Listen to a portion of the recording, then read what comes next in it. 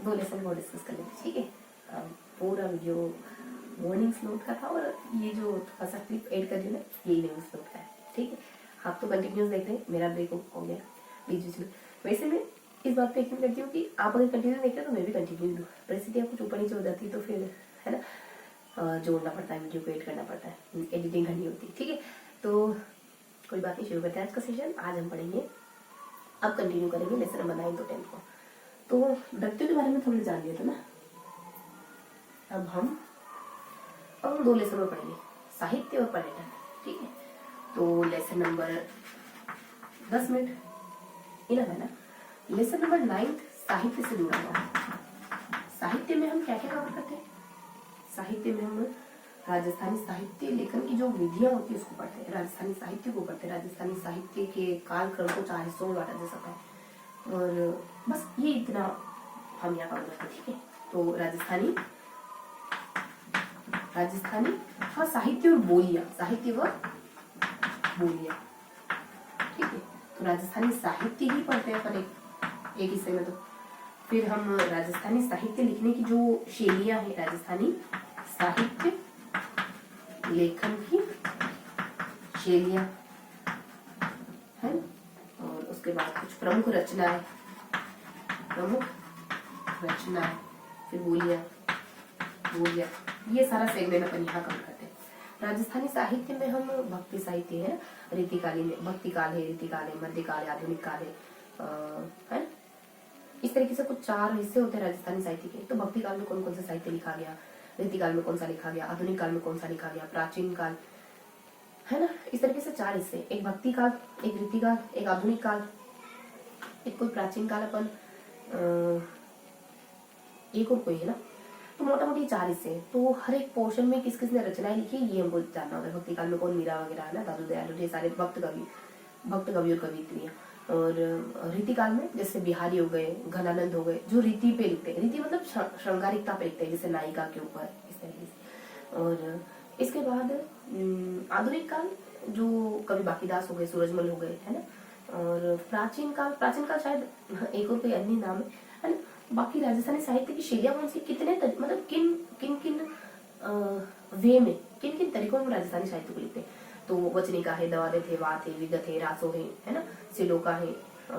ये सारे वो तरीके जिसमें राजस्थानी साहित्य लिखा जाता है ना। रासों में कुछ अलग तरीके से लिखते होंगे, छंद एक मतलब इनमें कोई अलग अलग टेक्निक होती है, ये सब लिखने की टेक्निक से बेसिकली, है ना। विगत है, वचनिका है, दवादे थे, है ना। और मरस्या है, मरस्या मतलब कोई एक्सपायर हो जाता है ना, तो तब लिखा जाता है। कोई पैटर्न होता होगा विशेष, है ना। तो ये सारे वो पैटर्न है, वो तरीके हैं जिसमें राजस्थानी साहित्य लिखा जाता है। और ख्यात में बहुत बड़ा चढ़ा के प्रशंसा करना, रासो बता चुकी मैं आपको, है ना। तो ये वो सारे तरीके हैं। और भी है कोई 2, है ना, दोहे वगैरह ये सब। और प्रमुख रचना, तो यहाँ बहुत सारी रचनाएं मेंशन है, बहुत सारी, लगभग 20-25 रचनाएं मेंशन है। वो सारी इंपॉर्टेंट है। एक बार 2-3 मतलब एक बार पढ़ेंगे ना उनको, एक बार गुजरेंगे ना उनसे, तो थोड़ा तो ध्यान में बैठ जाएगा, क्योंकि बहुत प्रसिद्ध सी रचनाएं है ना। विजय से पथिक की है, कन्हैयालाल सेठिया की है ना। और एक दो नाम तो काफी इंपॉर्टेंट है, बाकी बहुत से रचनाएं हैं, है ना। 2-3 बार गुजरेंगे तो याद हो जाएगी आसानी से। और इसके बाद बोलियों में वही अपने मेवाड़ी, मारवाड़ी, है ना, मेवाती है, ढूंढाड़, है ना, हाड़ौती, पहाड़ी, ये किस एरिया में बोली जाती है। और इनकी उपबोलियां, है ना, निमड़ी, रागड़ी, मालवी की उपबोली है। और वहाँ कौन शासन करता था, अमुक स्थान पर कौन शासन करता था, है ना, वहाँ के शासक वगैरह, ये सब। तो इतना सा है ये चैप्टर तुमने, ठीक है। तो इस तरीके से हमने कुछ राजस्थानी साहित्य और बोलियों को डिस्कस किया। अब लास्ट चैप्टर, 1 सेकंड में है ना, डस्टर ले लेते। हाँ, तो इस तरीके से हमने साहित्य और बोलियों को कंटिन्यू कराया। ओके, अब हम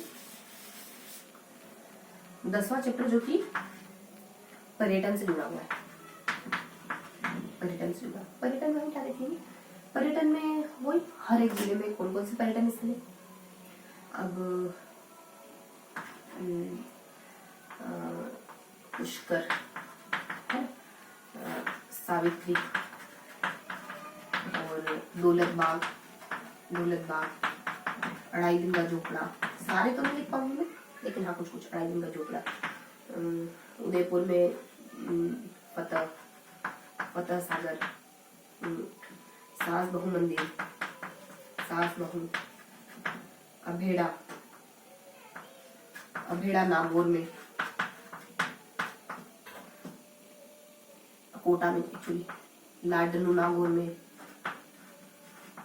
ठीक है। और करणी माता मंदिर बीकानेर में, बारा में एक मंदिर है रामगढ़ भंडे देवरा, रामगढ़ भंडे देवरा, मिनी खजुराहो शायद, किराणु के मंदिर, किराणु, एक डूंगरपुर में गलियाकोट हाउस,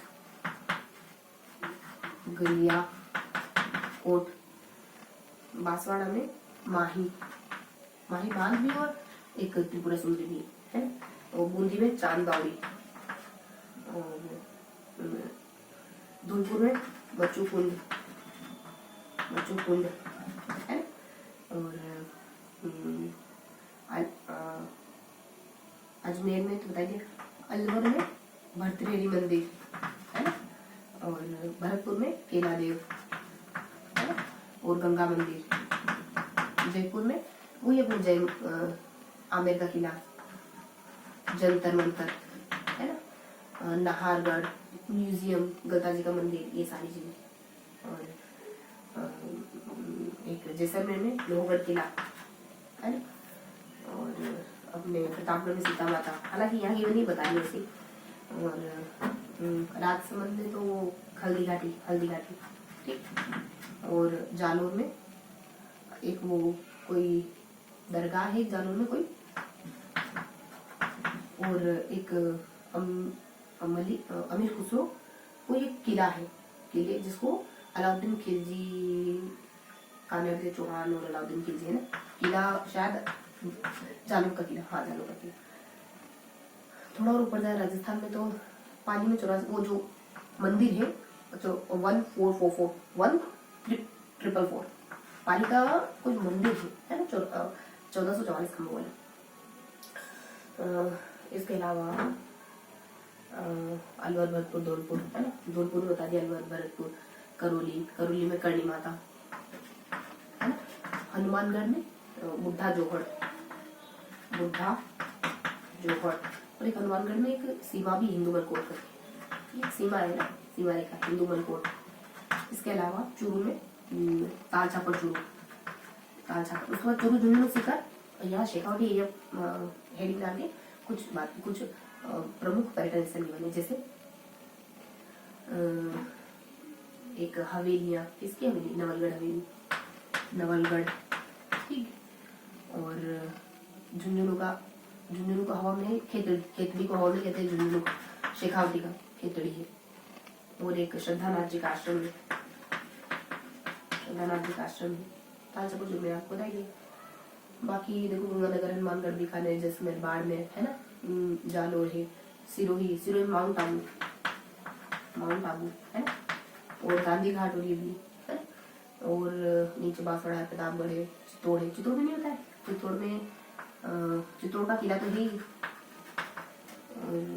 चित्तौड़ में और क्या प्रसिद्ध है, चित्तौड़ का किला है ना, सबसे ज्यादा प्रसिद्ध मेरा मंदिर किला है। और कोटा, बारा, बूंदी, बूंदी बता दिया, बारा में बता दिया, कोटा में डिस्कस कर लिया हमने, झालावाड़, झालावाड़ में सूर्य मंदिर है ना, सूर्य मंदिर। इसके बाद थोड़ा और ऊपर चढ़े अपन तो शेखावटी बता दिया, बीच में पाली, अजमेर और बीकानेर है, जोधपुर। हाँ, जोधपुर में एक कोई है, क्या कहते हैं उसको, मोची मचिया सफारी, नहीं कोई मासी कोई नाम है, मिस हो रहा है थोड़ा सा। इसकी राजधानी भी था मांडलगढ़, एक मंडाव, सॉरी मंडाव। और जोधपुर मेहरानगढ़ तो यही सही, मेहरानगढ़, जोधपुर भी हो गया लगभग लगभग, बस नागौर हो गया बीच सेंटर, तो सब कुछ हो गया है ना। तो इस तरीके से कुछ बेसिक पॉइंट डिस्कस करेंगे, बहुत ज्यादा नहीं, तो कुछ तो हमने पढ़ा ही, ठीक है। मैंने कहा था कि घंटे भर तक हम कक्षा 10 की बुक के साथ बिताएंगे, जैसा कि किसी फ्रेंड के साथ बिताते हैं, ठीक है। टुकड़ों में से लिखना, लगभग 1 घंटा हमने 10 की बुक को दिया है, ठीक है। तो आज का सेशन फिनिश करते हैं। आज हमने चैप्टर फर्स्ट इतिहास को खंगालने की कोशिश करी वापस से। हमने देखो हम थोड़ा सा अनमना सा फील करते हैं जब हमें रिविजन करना होता है, तो क्योंकि चीजें हमको लगता है कि पता नहीं पूरी याद आ पाएगी या नहीं आ पाएगी, उससे नहीं डरना है। मतलब क्या फर्क पड़ता है, याद आएंगे, कोशिश करनी है ना, कोशिश ही तो करनी है ना। बस ये है कि भीतर से चीजों को निकालने की कोशिश करनी। ये थोड़ी ना कोई कह रहा है कि आपको एग्जैक्टली रिवाइज करना, ये किसी ने कहा है क्या? बस हम ही परफेक्शन की उम्मीद करते हैं अपने आप से कि हमें सारी चीजें वैसी की वैसी याद आनी चाहिए जैसे हमें फर्स्ट टाइम पे याद करी थी, है ना। तो अपने आप के प्रति इतना रूड नहीं होना है, सख्त नहीं होना है ना। अगर हम देखो माफ करना सीखो, अगर आप दूसरों को नहीं माफ कर सकते तो अपने आप को कैसे माफ करो, है ना। तो अपने आप को उस गिरी हुई कंडीशन में देखो, है ना, और सहज रहो। जब हम कुछ नया सीखते ना तो बहुत अजीब सा करते हैं, बिगड़ा हुआ सा करते हैं, अटपटा सा करते हैं, और हम अपने आप को उस कंडीशन में देख नहीं पाते, शर्म से आती है हमें। तो देखना सीखो, क्योंकि कोई भी चीज सीधा परफेक्ट नहीं होती है ना, उसी कंडीशन से होकर गुजरती है। अगर कोई परफेक्ट बना है तो उस कंडीशन से होकर गुजरा, अगर कोई उस कंडीशन से नहीं होकर गुजरा, इट मीन्स वो कभी परफेक्ट बना ही नहीं, ना ही कभी बनेगा। ठीक है, तो ये तो एक प्रोसेस है, जस्ट एक प्रोसेस है। सब इसी से होकर गुजरते हैं। तो किसी काम को करने का सिर्फ एक मूल मंत्र है, करो, जस्ट करो। ठीक है, तो एंड करते हैं सेशन का। एक एमसीक्यू पूछूंगी जैसा मैं जनरली पूछती हूँ, तो एकदम कंक्रीट, जिसको आप एकदम स्पेसिफाई तरीके से आंसर कर पाए, आपको बताना है।